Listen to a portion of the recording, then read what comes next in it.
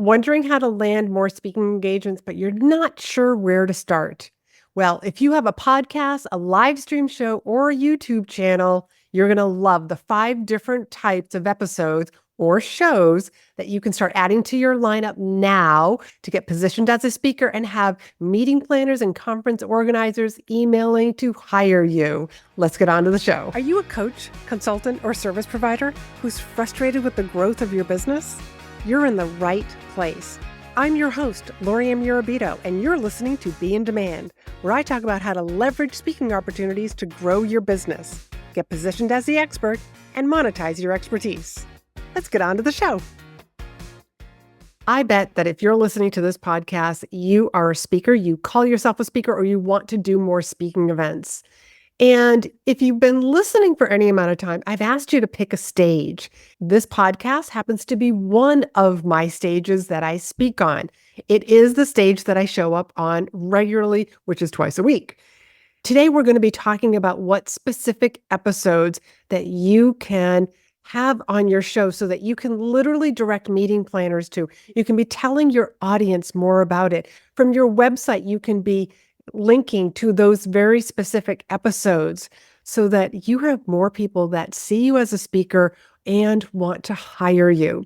So let's talk about those different episodes because I got several for you. One is you should be talking about all your different speeches. And if you haven't listened to episode 15, which I know is quite a while ago, but that's the episode about the power of 3. There's a reason why I say to have 3 speeches, 3 different talks that you are offering people. So if you haven't listened to that episode, go listen to that episode about the power of 3. And then I would also take it a step deeper and speak specifically about each of your speeches. So you've got one episode or one show that is talking about all of your different speeches. And then you also want to dive deeper into each speech. Now, as you change your speeches, you'll need to update and redo these. So why would you want to do individual episodes? Well, you're going to do individual episodes because, one, we're going to link from your speaker page on your website to those very specific episodes, whether it's to Apple or Spotify, or maybe even insert the player so that people can actually listen to it right there. Or if you are hosting your podcast or live stream show on a blog page, just refer to that blog page for people to listen and learn more. In these episodes that are specifically just about like the one keynote, the one speech, you can be sharing with the audience that this is a keynote, it can be a breakout session, it can be a workshop, it can be a half-day program, a full-day program. You're letting the audience know about this speech, about this presentation. Who's it for? What's the problem that the people that are in the audience that are listening to this talk, what are they suffering from? What are some of the results that people get after hearing and being in the audience and hearing this particular talk? And the reason for this is so that whoever is listening can almost feel like, oh, that's me. That's our group. They almost self-qualify themselves. And you're also going to encourage them to reach out to you, book a call with you to discuss their event to see if you're going to be a good fit for their audience and their event. So again, we're going to have one episode that's going to talk about all your different speeches and keynotes. And then you're going to have individual episodes that talk about them. Now, I would also encourage you not to do these all at once. Scatter them throughout so that as people are listening to your episodes, week after week after week, like they're going to hear a little bit here. And then like a month later, they hear something else. They hear you talk about another workshop and keynote because you're just letting people know you're planting little seeds with them. It's great for your Google Analytics to have these backlinks that are either going to the podcast, that are going from your speaker page to your blog page where this episode happens to be hosted that people can listen to, or even to YouTube, or hosting the YouTube video on your website. Lots of different ideas there. A behind the scenes. What is it like to work with you? And during my behind the scenes, I literally take people from step 1 to the last step. Step one being that somebody reached out and there was a meeting. And how did I handle that meeting? And the reason why I do these type of episodes is I want a meeting planner or a conference organizer to feel like, oh, that's what it's like to work with Laurie-Ann. I am just like I am here on my podcast. I'm very easy to work with. I don't have a whole lot of rules. I'm asking the client a lot of questions. I feel like as the speaker, my job is to make my client look like a rock star. So I will always constantly highlight them, even during the presentation, during the keynote speech. But then, like, what happens afterwards? Because I do have a post-event process. And I walk people through, like, this is part of my post-event process. It's getting testimonials and recommendations and having a follow-up meeting, all of those goodies. So if you want to hear a little bit more about this, my behind the scenes, go check out episode 117 or 173. Those are two great behind the scenes.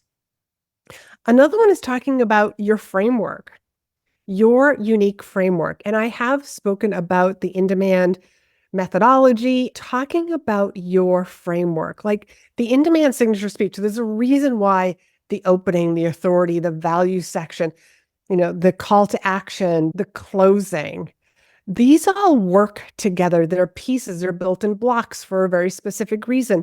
And I talk a lot about that.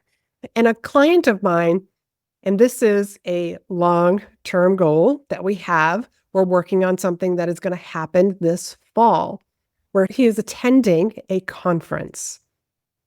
And attending that conference, he's going to try to find and meet the event organizers and talk to them about what he could contribute as a speaker next year.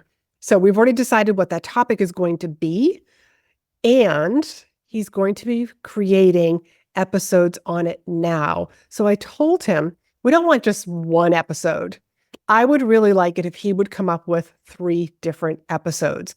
They're not going to come out consecutively. It's going to be one here, another one there, another one later on in the year. So we're scattering them out. But also at the same time, the reason why we're doing this is because when he does have that conversation with the meeting planners, he can refer back to, oh yeah, I've done a couple of episodes on this on my podcast, insert name of podcast, and even that one's coming out in a couple of weeks, so that he can really start to get known for this particular topic. And the meeting planners are most likely going to go listen to those episodes so that actually will help to kind of like fuel the fire to having him next year. And there's still a lot more that we have to do, a lot more information that we're going to have to send, building more relationships with these meeting planners, but it's a start.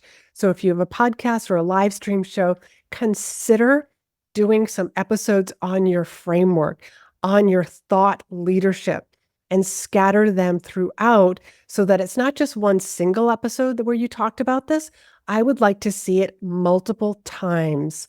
Never be afraid of talking about the same thing again and again. You have different stories that you can add, different case studies, different analogies, different metaphors, because remember, you don't know where a listener is in their journey. They may just be listening to this topic that you have covered for the 5th or 6th time this year, but they're in a different place and it's a different story that you share, and it just lands differently. It hits them in their heart. They feel like you're talking just to them. And finally, what's it like to work with you? Not just as a speaker, but also like as a coach, a consultant, some of your programs. For myself, there are different ways to work with me. You can work with me one-on-one, and I don't have a whole lot of private one-on-one clients because there's so much that I do in between sessions that I like to make sure that my energy is really going in towards the clients that I do have. For example, when my clients send me Voxers or download some ideas. Like, I literally am thinking about these ideas as I'm driving from place to place or to the gym, to the grocery store. I just get downloads of hits. And it's that information that I end up sharing with my clients. My goal with my private clients is always that they have my very best full energy. But I have other ways that people work with me in group programs and also start anytime programs. I have the in-demand signature speech program.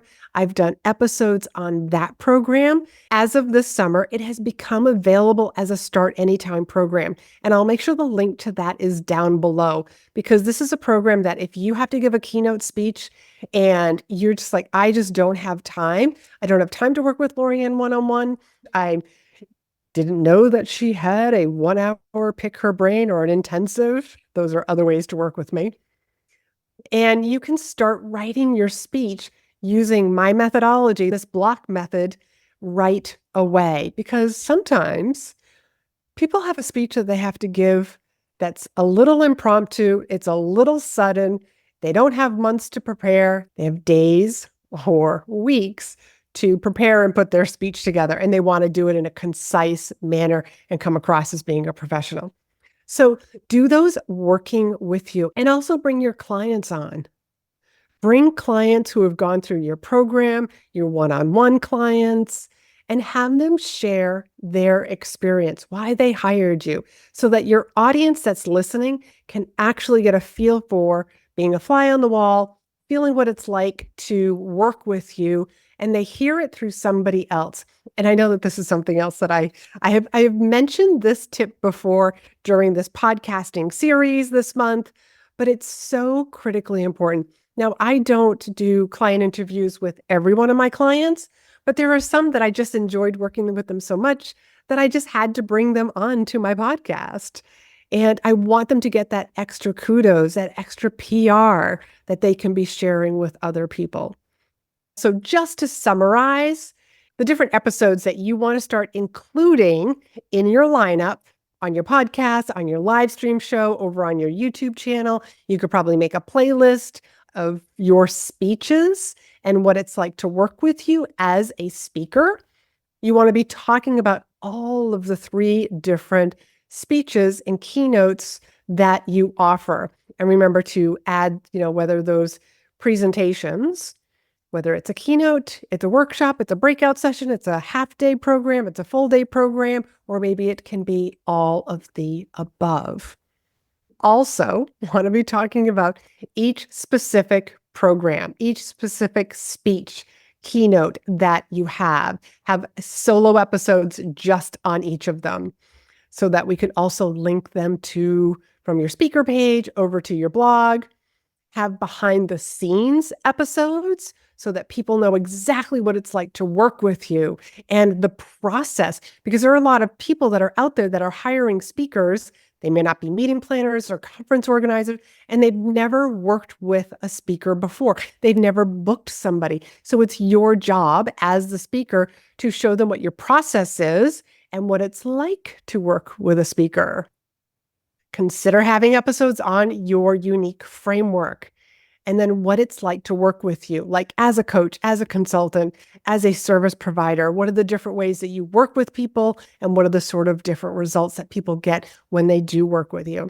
So I hope that you've enjoyed this month's series on podcasting, how to get started, the decisions you needed to make before you hit record, along with the community call and how to use your podcast or whatever your stage is, your live stream show, to actually get more bookings, more speaking engagements on your calendar. And next month, we are going to be talking all about selling from the stage. This is my summer series. It was on podcasting.